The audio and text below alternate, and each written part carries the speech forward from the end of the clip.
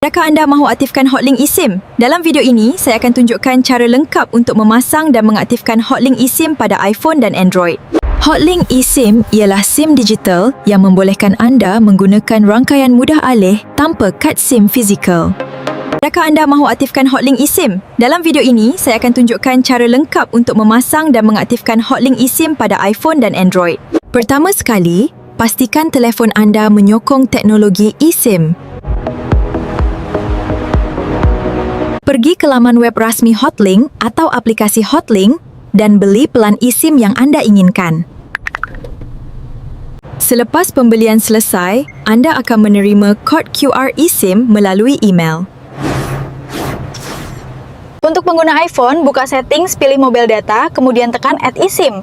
Pilih scan QR code, kemudian scan saja QR code Anda. Sekarang imbas kod QR dan tunggu beberapa saat sehingga proses pengaktifan selesai. Tahniah, Hotlink eSIM anda telah berjaya diaktifkan. Jika video ini membantu Anda, jangan lupa tekan like, subscribe, dan aktifkan lonceng notifikasi untuk lebih banyak tutorial.